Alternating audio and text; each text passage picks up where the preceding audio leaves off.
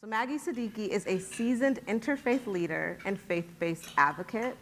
She served as director of the Center for Faith-Based and Neighborhood Partnerships at the U.S. Department of Education, and as a senior director of the Religion and Faith team at the Center for American Progress.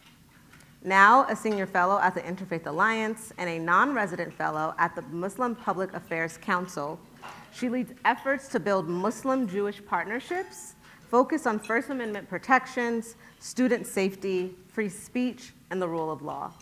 Maggie holds degrees from Wesleyan University and Hartford Seminary with additional certifications from Georgetown University. Please welcome Maggie Siddiqui. Hello. Thank you, everyone. Tonight and tomorrow, we're very appropriately going to be focused on analyzing and addressing the many threats we see to religious freedom in public schools today. And I'm very eager to hear from so many experts in this room about how to do that. But I thought I would take a few minutes to offer a reminder about what a holistic vision of religious freedom in public schools might be, and to urge us, even in these trying times, to try to dream big for what's possible for all our students. So first, what religious freedom is.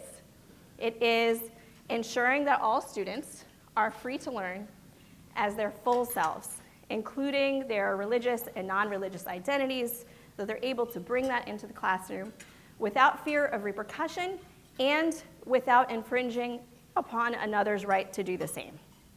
It means each student is able to fully access an education without fear of hate, bullying, exclusion, or otherwise being denied the same opportunities as everyone else. Whoops, the wrong way. All right, what religious freedom is not.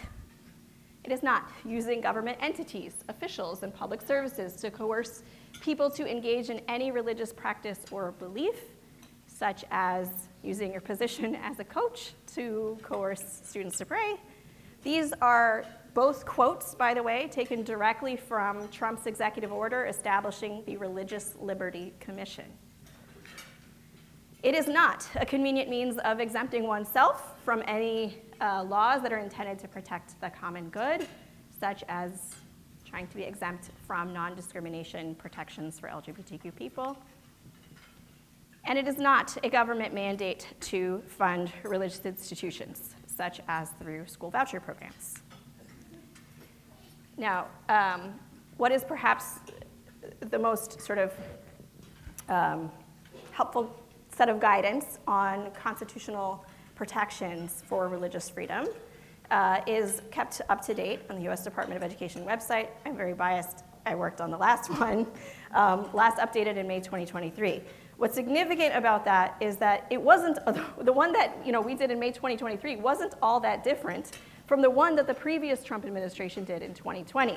However, on September 8th, so about a week ago, President Trump himself announced with great fanfare that they were updating this guidance again.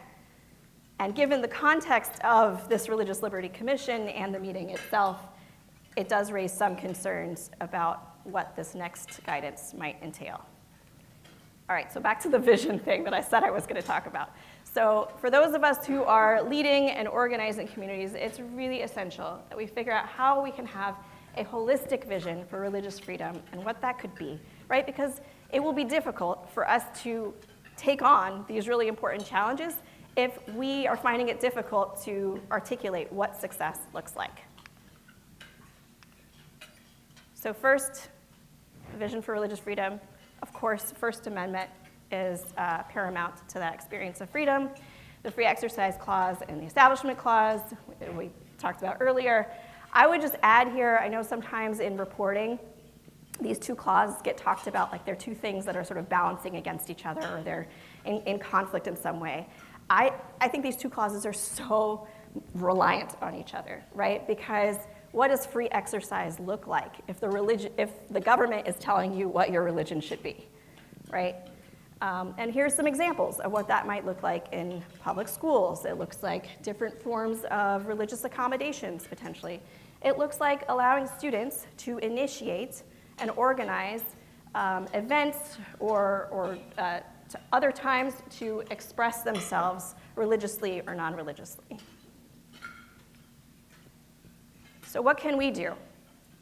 Well, first we can challenge the false narrative that's out there, right? So Dr. Phil on the same Religious Liberty Commission meeting last week said, yes, Dr. Phil, quote, "We're in a religious and cultural war right now, and every single one of us is a combatant. Nobody can afford to sit on the sidelines," end quote. No, Dr. Phil, my religion's survival does not depend on yours being stamped out or vice versa. In fact, in this country, we have a long and proud history of being comfortable with difference and even celebrating it, right?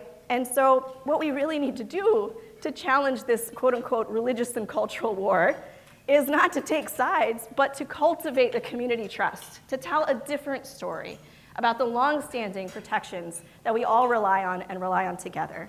And we're not just looking for the status quo as our end goal here, but also confronting some of the legal loopholes that undermine public education, such as through school vouchers. All right, so beyond the First Amendment, there are other ways that we can ensure religious freedom.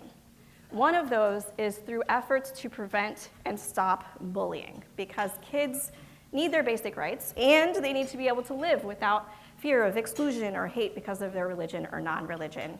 And chief among bullying prevention efforts is something that sounds very simple, but in reality turns out to be a little bit more complicated, and that's teaching kindness. And this is a picture I took last week. Our Interfaith Alliance team was in Boise, Idaho at a human rights center. And this quote is from a Holocaust survivor urging educators not to produce educated icons, but to help kids learn how to be more humane. So what can we do? We can connect with families and faith communities and others about how we can prevent our kids from engaging in bullying behavior. When I was at the U.S. Department of Education, I was really struck by this one pastor who came to me very concerned about bullying.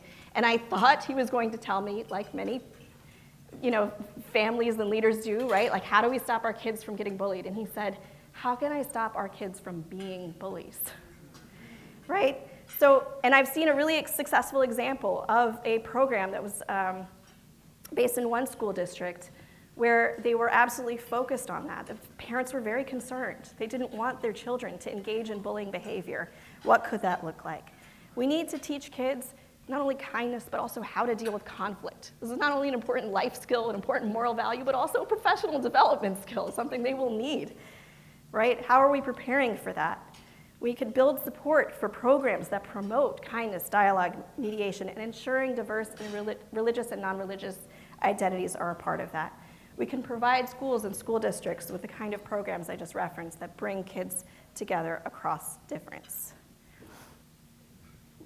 The other thing that really helps to ensure religious freedom is a broader inclusive learning environment, and this can go even beyond with bold inclusive programming and messaging.